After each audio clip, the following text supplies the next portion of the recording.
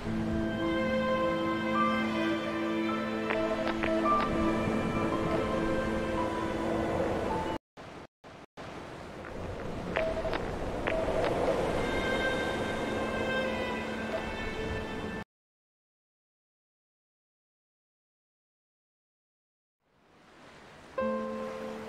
Esther, I've lost track of how long I've been here and how many visits I have made overall. Certainly the landmarks are now so familiar to me that I have to remind myself to actually see the forms and shapes in front of me. I could stumble blind across these rocks, the edges of these precipices, without fear of missing my step and plummeting down to sea. Besides, I've always considered that if one is to fall, it is critical to keep one's eyes firmly open.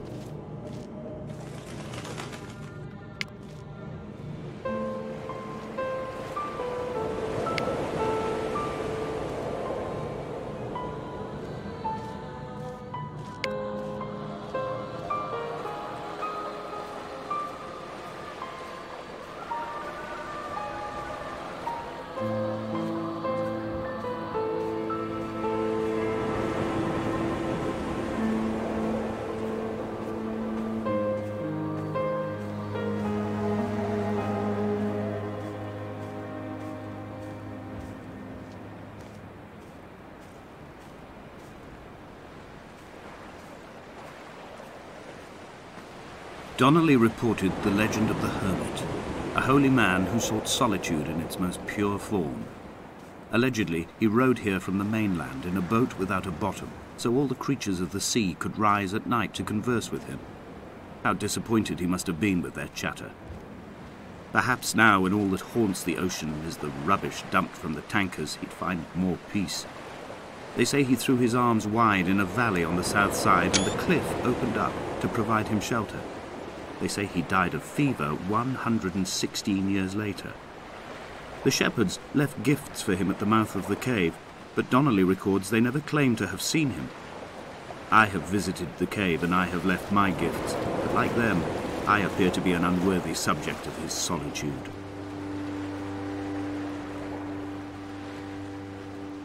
When you were born, your mother told me, a hush fell over the delivery room. A great red birthmark covered the left side of your face. No one knew what to say, so you cried to fill the vacuum. I always admired you for that you cried to fill whatever vacuum you found. I began to manufacture vacuums, just to enable you to deploy your talent. The birthmark faded by the time you were 6, and had gone completely by the time we met, but your fascination with the empty and its cure remained.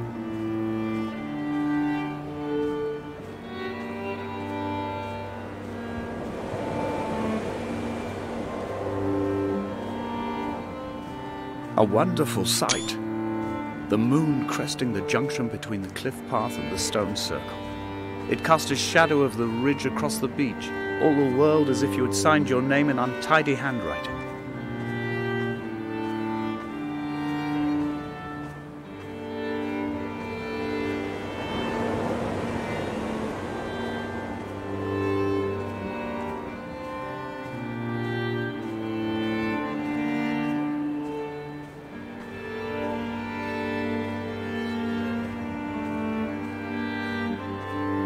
When someone had died or was dying, or was so ill they gave up what little hope they could sacrifice, they cut parallel lines into the cliff, exposing the white chalk beneath. You could see them from the mainland or the fishing boat, and know to send aid or impose a cordon of protection, and wait a generation until whatever pestilence stalked the cliff paths died along with its hosts. My lines are just for this. Keep any would-be rescuers at bay. The infection is not simply of the flesh.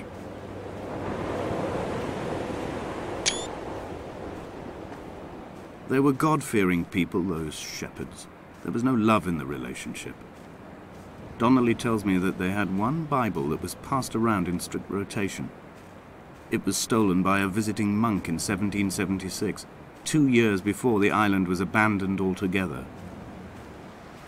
In the interim, I wonder, did they assign chapter and verse to the stones and grasses? marking the geography with a superimposed significance, that they could actually walk the Bible and inhabit its contradiction.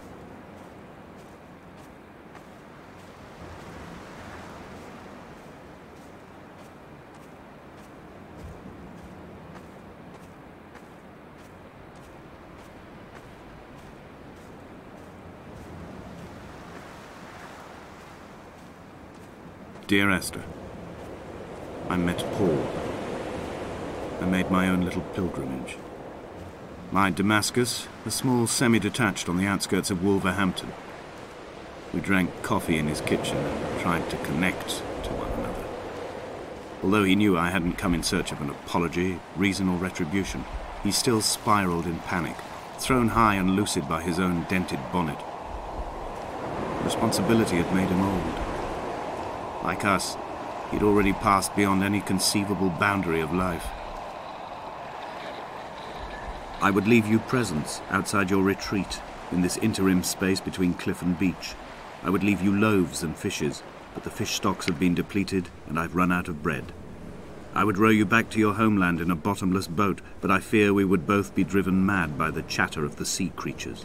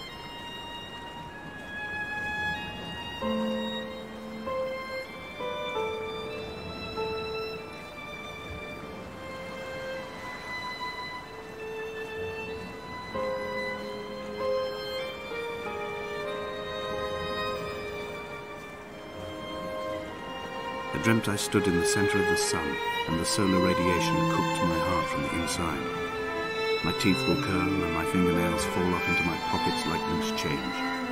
If I could stomach, I'd eat, but all I seem capable of is salt water. Were the livestock still here, I could turn feral and gorge. I'm as emaciated as a body on a slab, opened up for a premature source of death. I've rowed to this island in a heart without a bottom, all the bacteria of my gut rising up to sing to me.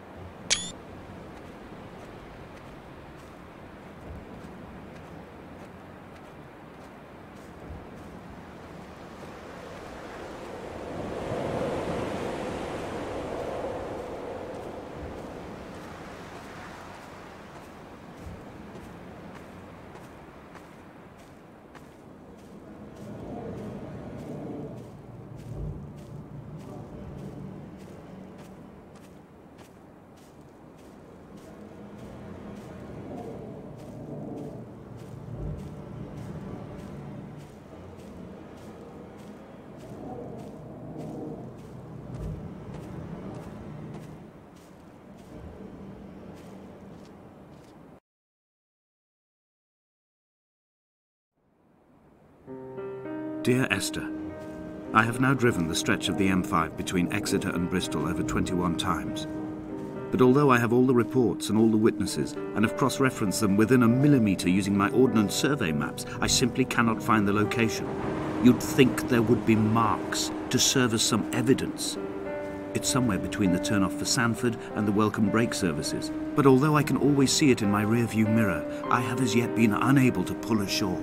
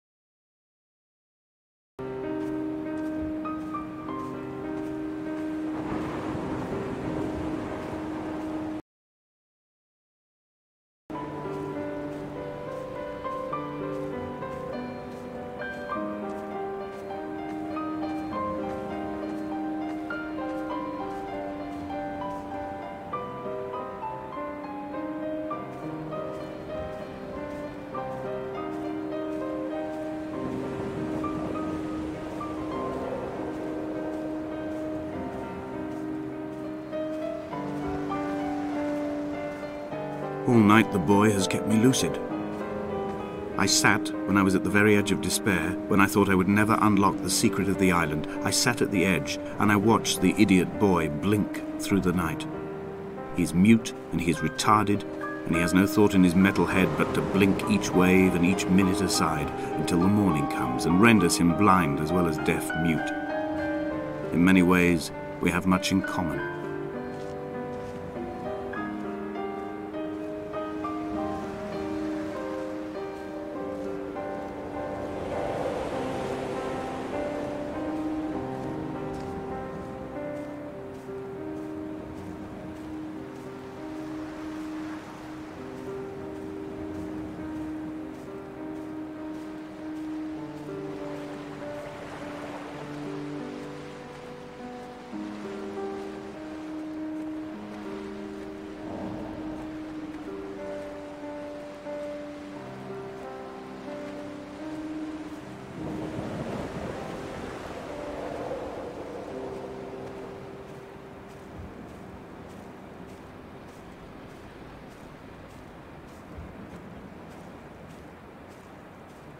I had kidney stones and you visited me in the hospital. After the operation, when I was still half submerged in anesthetic, your outline and your speech both blurred. Now my stones have grown into an island and made their escape, and you have been rendered opaque by the car of a drunk.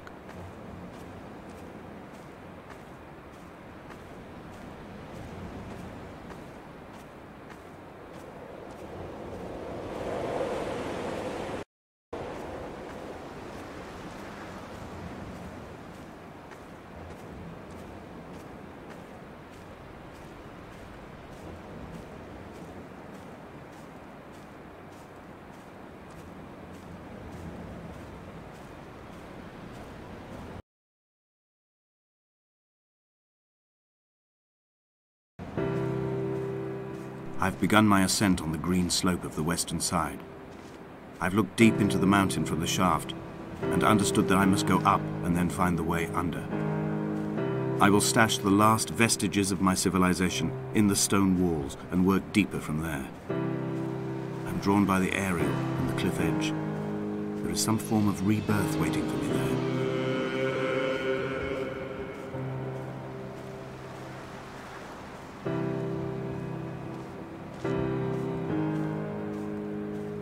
The bothy was constructed originally in the early 1700s. By then, shepherding had formalized into a career. The first habitual shepherd was a man called Jakobsen, from a lineage of migratory Scandinavians.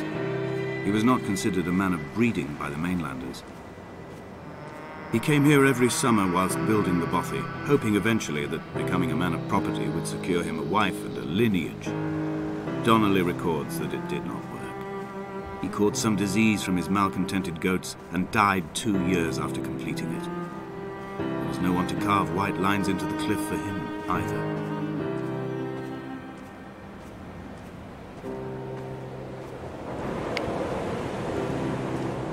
My heart is landfill. These false dawns waking into the still never light. I sweat for you in the small hours and wrap my blankets into a mass. I have always heard the waves break on these lost shores, always the gulls forgotten. I can lift this bottle to my ear, and all there ever is for me is this Hebridean music.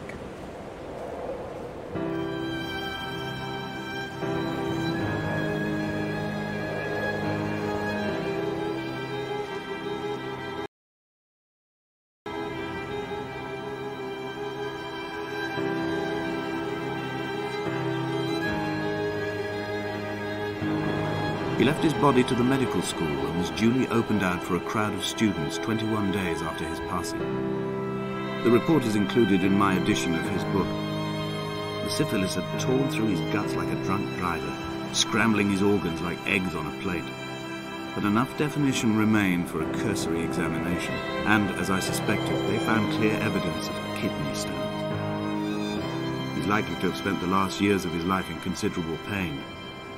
Perhaps this is the root of his laudanum habit. Although its use makes him an unreliable witness, I find myself increasingly drawn into his orbit. They found Jakobsen in early spring. The thaw had only just come. Even though he'd been dead nearly 7 months, his body had been frozen right down to the nerves and had not even begun to decompose. He'd struggled halfway down the cliff path, perhaps looking for some lost goat, or perhaps in a delirium, and expired, curled into a claw right under the winter moon. Even the animals shunned his corpse. The mainlanders thought to bring it home unlucky. Donnelly claims they dragged it to the caves to thaw out and rot, but he is proving an unreliable witness. Come back.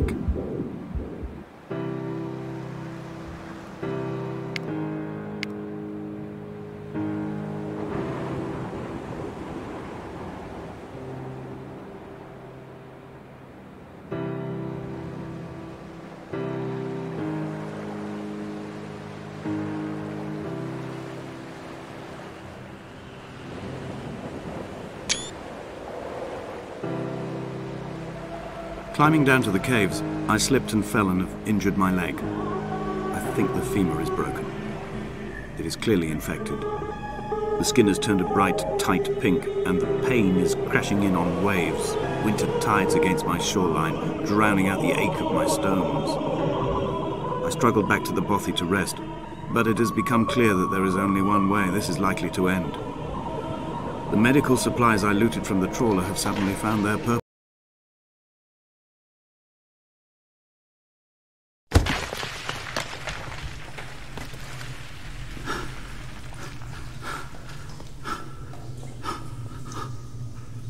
Donnelly did not pass through the caves.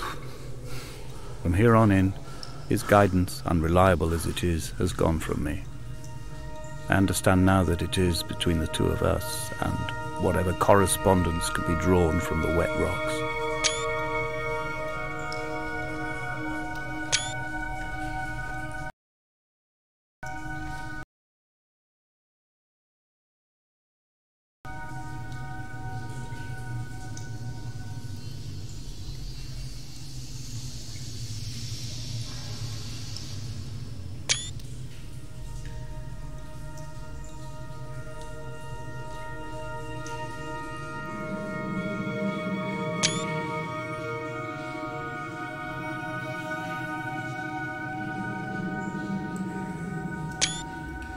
I first saw him sat by the side of the road.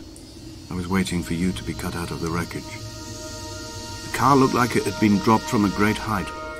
The guts of the engine spilled over the tarmac, like water underground.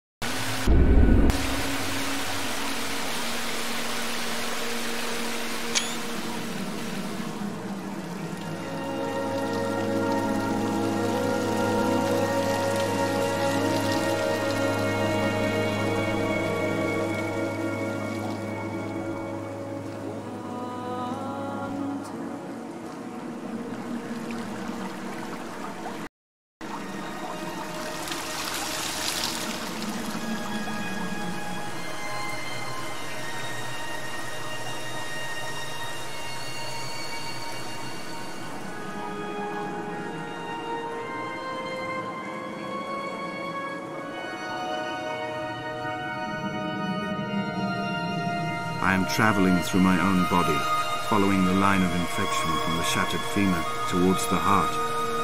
I swallow fistfuls of painkillers to stay lucid. In my delirium, I see the twin lights of the moon and the Ariel shining to me through the rocks.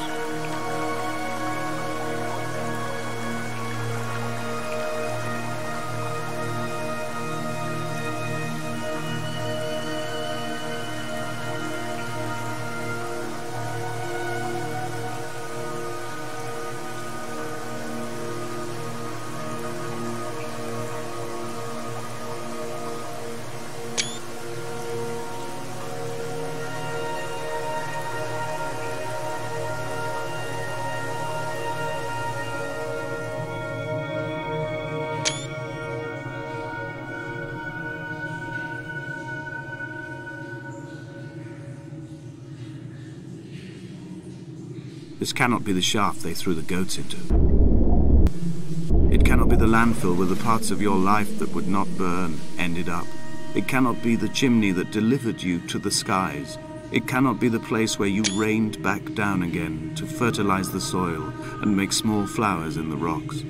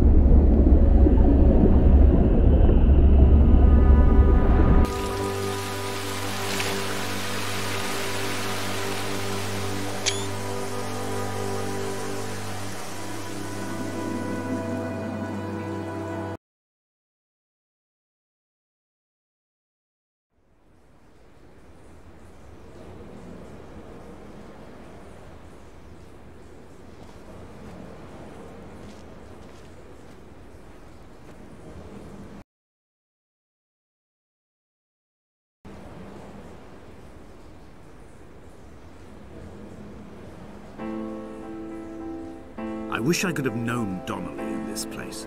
We would have had so much to debate. Did he paint these stones or did I? Who left the pots in the hut by the jetty? Who formed the museum under the sea? Who fell silently to his death into the frozen waters? Who erected this godforsaken aerial in the first place? Did this whole island rise to the surface of my stomach, forcing the gulls to take flight?